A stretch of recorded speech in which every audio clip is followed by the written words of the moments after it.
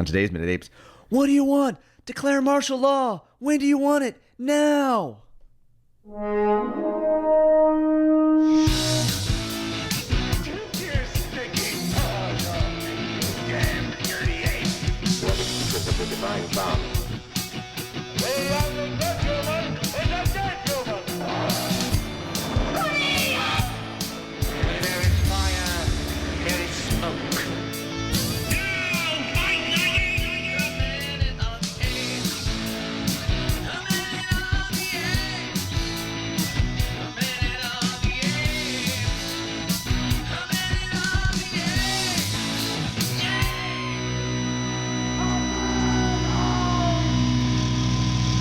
Hello and welcome to Minute of the Apes, the daily podcast where we break down every minute of the Planet of the Apes movies, 1 minute at a time.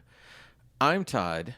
Sitting quietly is Sean, but the man chanting us on into this minute today is Mr. Big D himself. Richard, how are you? I'm doing great. How's everybody out there right now? Weekly top Sorry, I did that thing where I 40. raised my voice. I need to be careful. That last time I did last week when I blew up the monitor. That's why I have compression I use in the actual mix down, so it at least helps not to blow out our people's ears. Even though, Sean, you listen to this every day. Well, But you listen to it on like 2 times speed, right? 3 times. Come on. Fuck. That's why I'm always ahead of the music out beat because I listen to it faster than Okay. I always have a hard time. Occasionally that'll happen where it goes 1.5 speed on playback. I'm like, I can't do it. It drives me crazy. It drives me crazy, it was one of those things where I started 1.5 and you just get used to it. Then I went to 2 and you just get used to it, and then went to 2.5, 3, and I'm fine. You just follow along. And what's weird is when you listen to it on normal speed, everybody, even though they're talking normal, sounds to you like they're talking a little bit slow and maybe drunk. Even though I am going to pull that clip of Sean talking, and I'm just going to play that back all the time where he talks like that. But that's what it's weird when you're used to hearing everybody, because it doesn't, the podcast player that I use doesn't pitch them up, so it doesn't sound like I wonder Alvin if they and use the the Chipmunk. software to regulate that. Yeah, so the because pitch it doesn't sound like differ. Alvin and the Chipmunks when you're at 3 times speed. You still understand who all the people are, but when you're back to normal speed, again, everybody just sounds like they just woke up and they're fun. But that's I listen to podcasts on my daily walk, and I use that partially. The drummer in my head uses the natural steady rhythm to stay on pace. I cannot imagine what I would be doing with my walk. You'd be sprinting. I could not do it. All right. We've now got podcast and walk talk out of the way. Walk talk. All right. That's our new Walk talk. That's our new podcast, Walk Talk.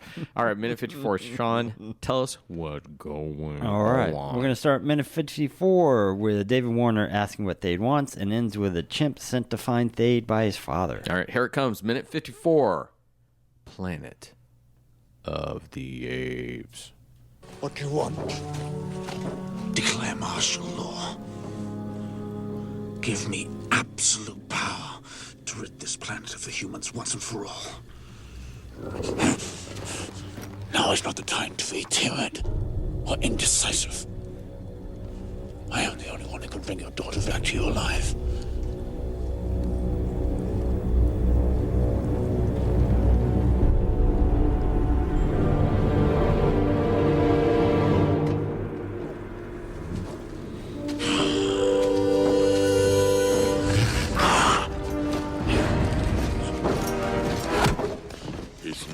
In the city. We underestimate this human. I will hunt him down myself.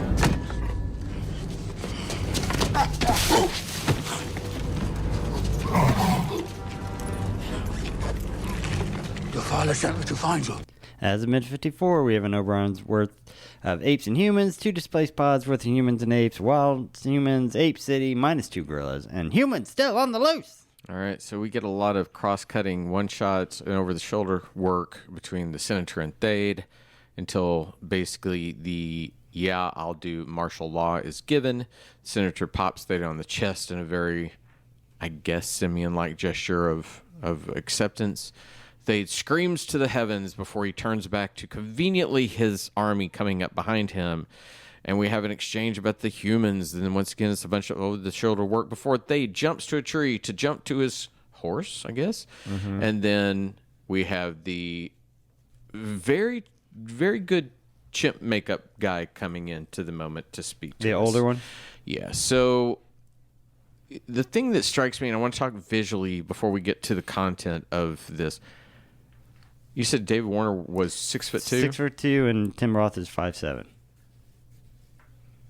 They should have at least, in my opinion, asked David Warner to slump his shoulders because he comes off so incredibly human in this moment. Oh, I see. Where he's just very straight back. There's none of that kind True. of. Yeah. And if he had simply done a little bit of that, just a little bit, it would have worked. But maybe they wanted the senatorial people to not have as much of a simian stance. Maybe. I don't know, but I don't know. It comes off a little weird to me. He also sounds like he's talking with cotton balls in his mouth. He always It's did his have teeth- that it's his sound. teeth. Okay. It's the teeth. Okay. It's a little much. It was like, Like you can hear that a little bit in Limbo's talk as well. Yeah. He talks like he's wearing dentures. I do like that he's taller than Thade. I think it's interesting to make the most aggressive character. Be the smaller one. Yeah, I think that's a very interesting idea. Did you see the size of his truck? Hey. What about his big D? Yeah, exactly.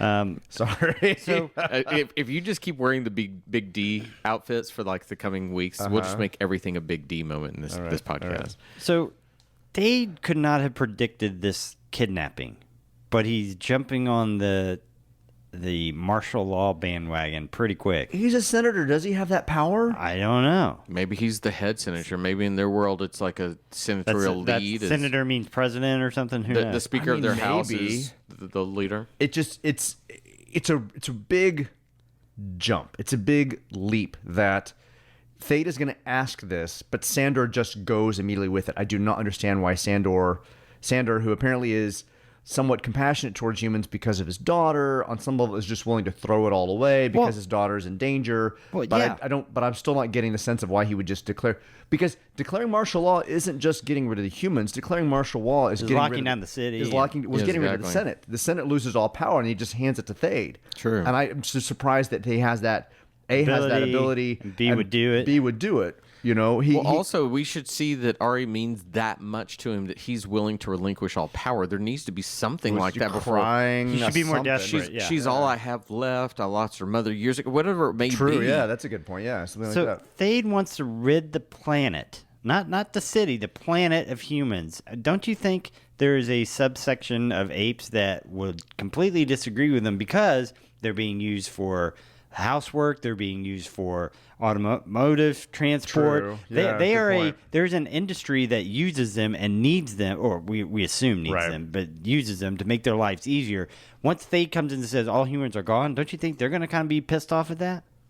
Well, yes, I agree. I while I'm skimming through this while you're talking, there is a moment at 26 seconds with Tim Roth doing a simple tilt of his head one side, and it's the smallest of simian gestures where, again, we talk about how Paul Giamatti and Helena are doing fantastic work with what little they're given. Man, I think he just went to the head of the class. Yeah. And also the fact that he always looks up to the top of his eyebrow. That it's always, He has his head tilted down and looking up. and he's always swaying. There's a bit of movement to him, and it's interesting just who he's finding in that. It's almost like he's a snake. He waiting can't stand still. Yeah, exactly. He's just waiting to strike on someone. I'm the only one who can bring your daughter back to you alive. A, how's you know that? And B, if Davidson didn't have a gun, Limbo would have already brought everybody back home. That's true. So that's bullshit. but why? Well, again, he's not explaining. There's something more compelling about him trying to tell us why Leo Davidson is. I can't figure out what bounces around in there. I've got to find it. It's the door. Yeah, it's a door. Oh, I'm it's sorry. the door frame. There's a there's a cabinet behind me, and it was making noise. That's where the Anytime Todd rocks, because when I sit over, it causes the same thing. Yeah. Or tap my feet or whatever, the little door moves. Anyway, it doesn't matter. So the threat is Leo Davidson. Correct. And Thade knows that. I feel like the ask to get rid of all humans is not apparent from this one incident. It's just a lot. Yeah. Sorry, Okay, I'm well, kind of stumbling over myself. Like I feel like Thade would have a better argument to declare martial law if he thinks that there's a human running a rebellion. Well, to that point, his comment of now is not the time to be timid or indecisive.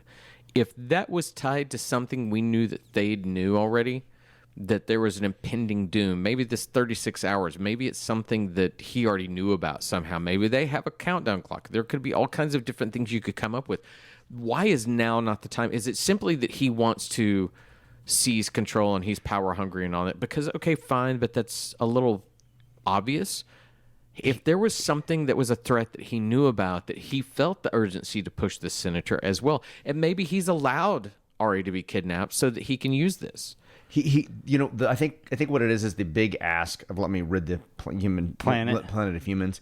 If he had simply said, "We've already locked down the city, declare martial law, and I will." Whatever that will is, I will stop this human rebellion. I will save our citizens. Something along those lines to get the martial law ask first. And then killing the humans would just be a part of that, right? He could then say to Atar, he's declaring martial law. We're going to get to kill all the humans. Just something along, he'd have to say it to the senator because the senator Well, okay. To your point earlier that by declaring martial law, he's giving up all his power and giving it to Thade. He should say that. He should say, but then the Senate would be powerless. And then if Thade said, "I'm the only one," escalation. I'm the only one that can do it. Okay, there it is, and I'll give it to you, and we get the thump on the chest. We wanted to see the Senate chambers, but in this moment right here, just a couple of more lines of dialogue, agreed, in a different way, could really restructure this to make a lot more sense, right? Than why Sandor would just go with it and why Thade's getting what he wants. I loved. And David Warner, how long ago did he pass away? It's been a while.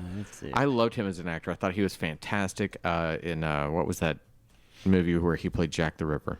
Time After Time? Time After Time. With Malcolm McDowell. Wow, he didn't die that long ago. It was July 24th, 2022. Oh, really? Yeah. I thought it was longer than that. I loved him. But it just feels like in this moment that he's sort of just a presence there. Mm-hmm. And it feels like a wasted role for somebody so gifted as he was. Correct. But then we get the little thump on to Thade's chest. I just wanted him to go, "No, you've got a mosquito there."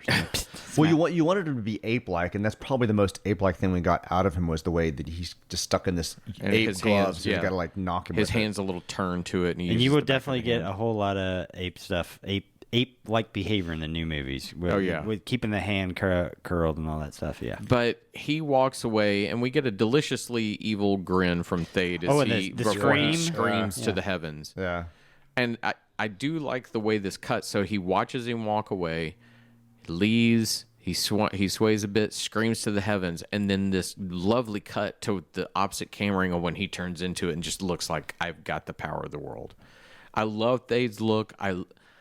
I want to see Thade throughout this. I want him to be my anti-hero. Well, what is it about sometimes these actors, these great actors we have, that the camera or the director seems to love them if they give them these over the top performances, slightly bigger moments, slightly better shots, like the ability for him to walk away and kind of do that. It's not on the rope that he gets this. It's not on the script that he gets this moment where he gets to kind of like howl and be excited about what he's just achieved. So the howl is not in the script at all? No. That's his choice, but then it's also Burton's choice to go, we need you to turn back here and let's cut on that moment. And then kudos also to Tim Roth for knowing I've got to, as much as this was here, I've got to bring it back to that. Well, maybe that's it. Maybe Burton only really loves the actors that are giving him the performances, and that's when he's inspired. Maybe so. You know?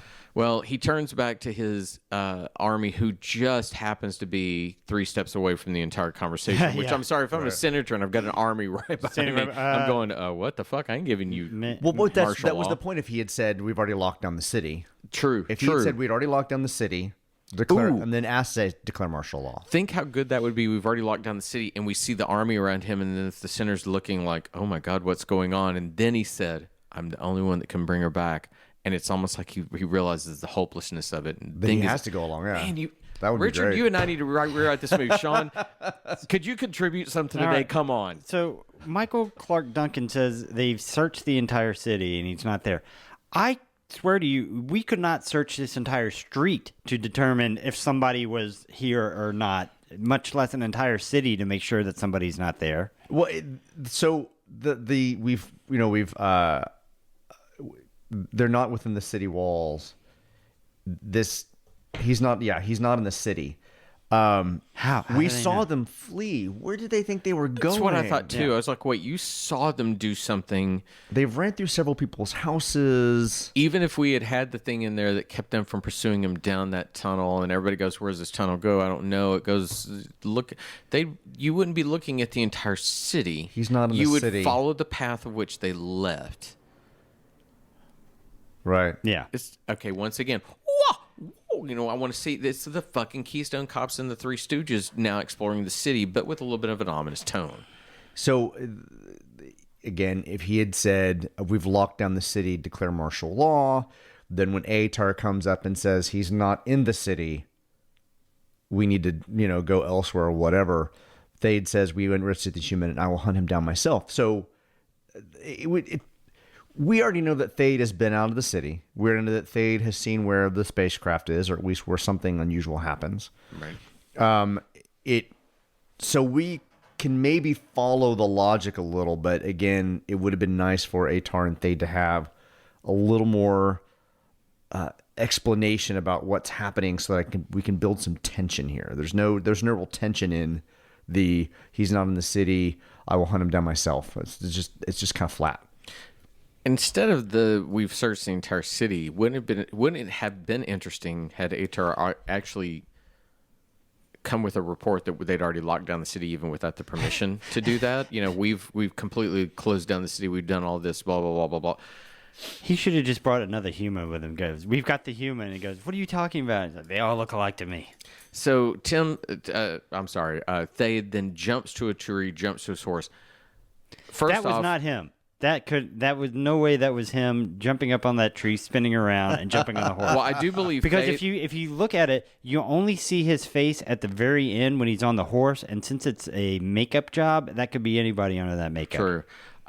Thade may also have exhibited his one weakness, which is he must take the longest path to do the simplest something? of activities. Boing, boing, boing, boom. It's like, get on your fucking horse, dude. And then you get the movie trope of there's a police line, but I can run all the way up to the police line and maybe get through it, and they won't let me stop because it's my husband that's been hurt over there.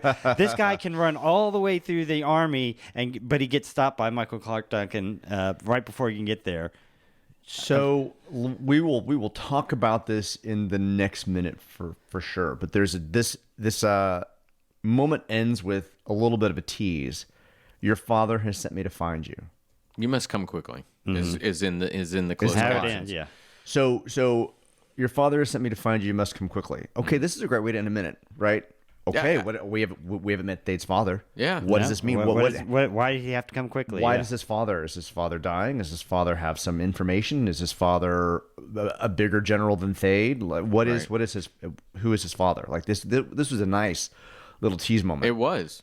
It was almost back to that whole thing that Sean and I found early on with the original film, where every minute It's something was like is an inclusive little bit that sort of teased the next, and the way it's constructed. We long for these. What we don't get is the script describes this as an old ape servant in dark robes that comes up to him, and so we don't really get a sense of. We know that he's not military, and we probably assume that he's not a senator because he's not wearing the blue robes. But I don't have a sense of who this ape is to care too much about the fact that he just wandered into the scene, other than he's delivering a message. Yeah, I do like his makeup. His makeup looks great. very chimpy. Yeah, very chimpy. Love the big ears. Okay, big ears aside, we'll be back tomorrow. Everyone, have a great day. Bye. Bye, everybody.